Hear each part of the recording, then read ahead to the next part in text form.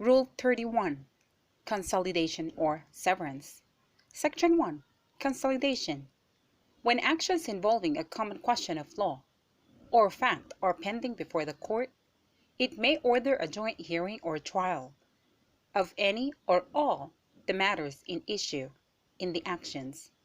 It may order all the actions consolidated, and it may make such orders concerning proceedings therein as may tend to avoid unnecessary costs or delay. Section 2. Separate trials. The court, in furtherance of convenience or to avoid prejudice, may order a separate trial of any claim, cross-claim, counterclaim, or third-party complaint, or of any separate issue, or of any number of claims, cross-claims, counterclaims, third-party complaints, or issues. Rule 32. Trial by Commissioner. Section 1. Reference by consent. By written consent of both parties, the court may order any or all of the issues in a case to be referred to a commissioner, to be agreed upon by the parties or to be appointed by the court. As issued in these rules, the word commissioner includes a referee, an auditor, and an examiner. Section 2. Reference ordered on motion.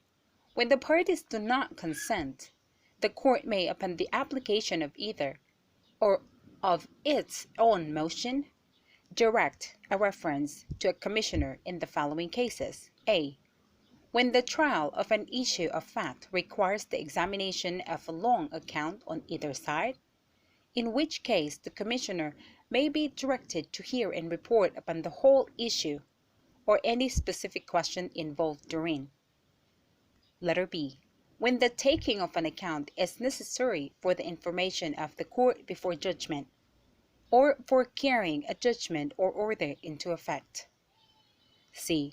When a question of fact, other than upon the pleadings, arises upon motion or otherwise, in any stage of a case, or for carrying a judgment or order into effect. Section 3. Order of reference powers of the Commissioner. When a reference is made, the clerk shall forthwith furnish the Commissioner with a copy of the order of reference. The order must specify or limit the powers of the Commissioner and may direct him or her to report only upon particular issues, or to do or perform particular acts, or to receive and report evidence only, and may fix the date for beginning and closing the hearings and for the filing of his or her report. Subject to the specifications and limitations stated in the order, the Commissioner has and shall exercise the power to regulate the proceedings in every hearing before him or her, and to do all acts and take all measures necessary or proper for the efficient performance of his or her duties under the order. He or she may issue subpoenas and subpoenas duces tecum, swear witnesses, and unless otherwise provided in the order of reference, he or she may rule upon the admissibility of evidence. The trial or hearing before him or her shall proceed in all respects as it would if held before the court. Section 4. Oath of Commissioner. Before entering upon his or her duties, the Commissioner shall be sworn to a faithful and honest performance thereof. Section 5. Proceedings before Commissioner. Upon receipt of the order of reference, unless otherwise provided therein, the Commissioner shall forthwith set a time and place for the first meeting of the parties or their counsel to be held within 10 calendar days after the date of the order of reference, and shall notify the parties of their counsel. Section 6. Failure of parties to appear before Commissioner. If a party fails to appear at the time and place appointed, the Commissioner may proceed ex parte, or in his or her discretion, adjourn the proceedings to a future date. giving notice to the absent party or his or her counsel of the adjournment. Section 7. Refusal of witness. The refusal of a witness to obey a subpoena issued by the Commissioner or to give evidence before him or her shall be deemed a contempt of the court which appointed the Commissioner. Section 8. Commissioner shall avoid delays. It is the duty of the Commissioner to proceed with all reasonable diligence. Either party or notice to the parties and Commissioner may apply to the court for an order requiring Commissioner to expedite the proceeding and to make his or her report. Section 9. Report of Commissioner. Upon the completion of the trial or hearing or proceeding before the Commissioner, he or she shall file with the court his or her report in writing upon the matter submitted to him or her by the order of reference. When his or her powers are not specified or limited, he or she shall set forth his or her findings of fact and conclusions of law in his or her report. He or she shall attach thereto all exhibits, affidavits, depositions, papers, and the transcript, if any, of the testimonial evidence presented before him or her. Section 10. Notice to parties of the filing of report. Upon the filing of the report, the parties shall be notified by the clerk, and they shall be allowed 10 calendar days within which to signify grounds of objections to the findings of the report, if they so desire. Objections to the report based upon grounds which were available to the parties during the proceedings before the Commissioner, other than objections to the findings and conclusions therein set forth, shall not be considered by the court unless they were made before the Commissioner. Section 11. Hearing upon report. Upon the expiration of the period of 10 calendar days referred to in the preceding section, the report shall be set for hearing, after which the court shall issue an order adopting, modifying, or rejecting the report in whole or in part, or committing it with instructions, or requiring the parties to present further evidence before the Commissioner of the court. Section 12. Stipulations as to findings. When the parties stipulate that a Commissioner's findings of fact shall be final, only questions of law shall thereafter be considered. Section 13. Compensation of Commissioner. The court shall allow the Commissioner such reasonable compensation as the circumstances of the case warrant, to be taxed as costs against the defeated party, or apportioned as justice requires. Rule 33. Demur to evidence. Section 1. Demur to evidence. After the plaintiff has completed the presentation of his or her evidence, the defendant may move for dismissal on the ground that upon the facts and the law, the plaintiff has shown no right to relief. If his or her motion is denied, he or she shall have the right to present evidence.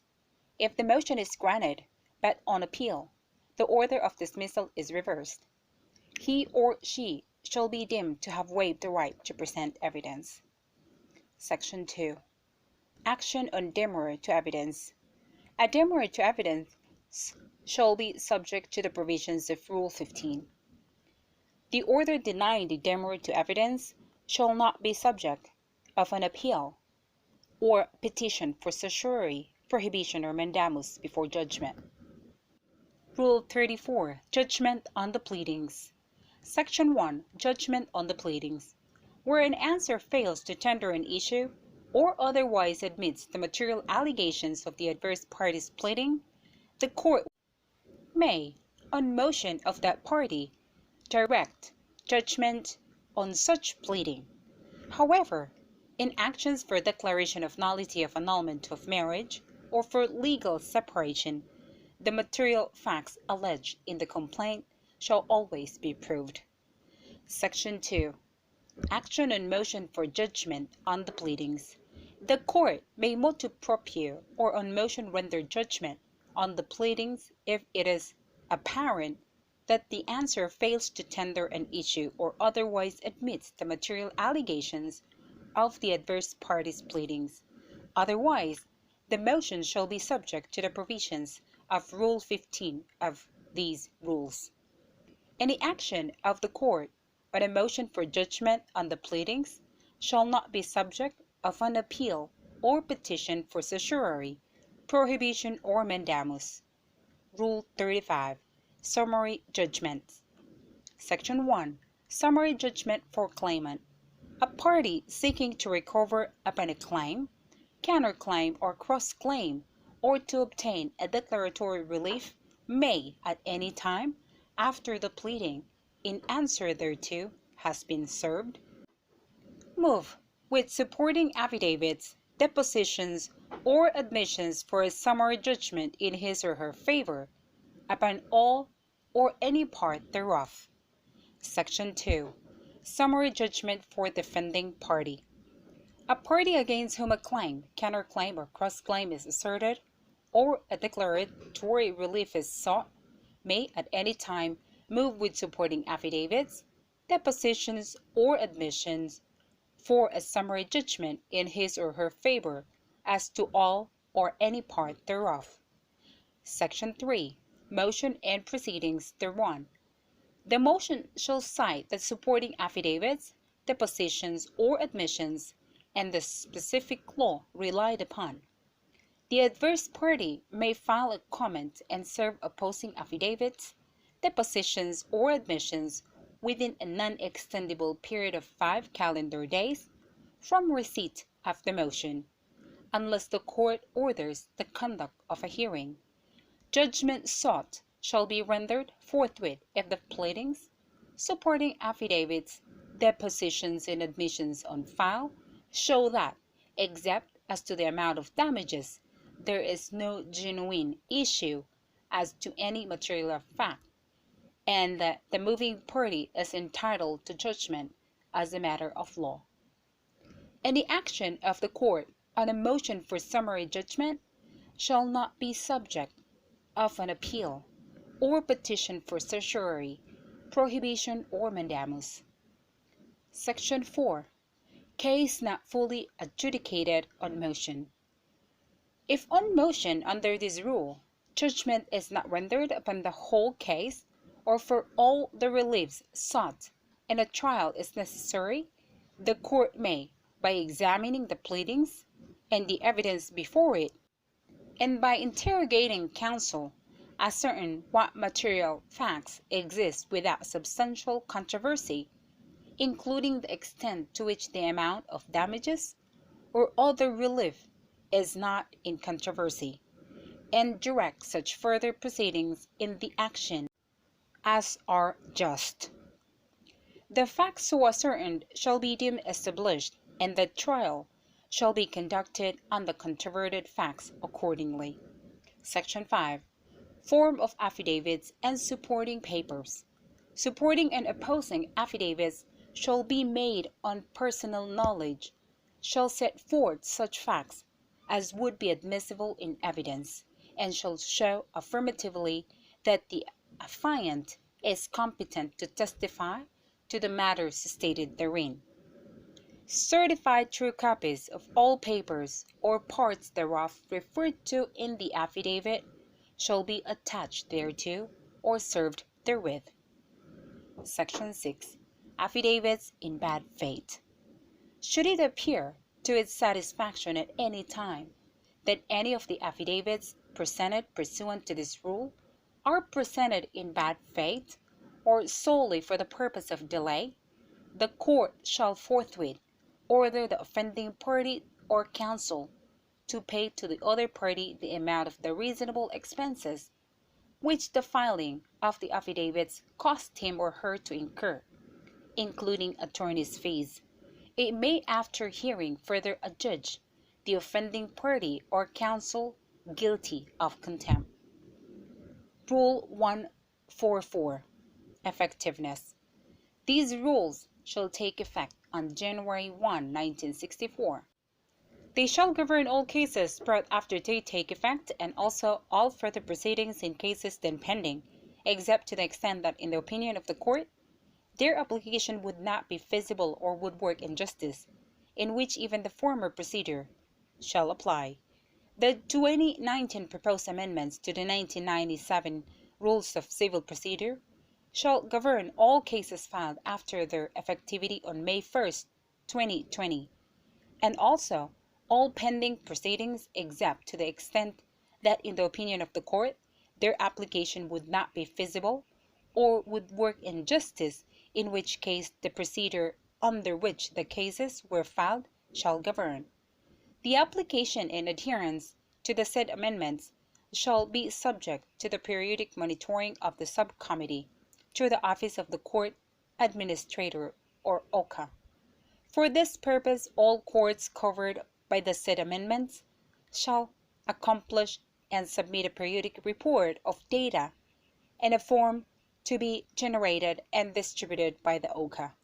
All rules, resolutions, regulations, or circulars of the Supreme Court, or parts thereof, that are inconsistent with any provision of said amendments, are hereby deemed repealed or modified accordingly.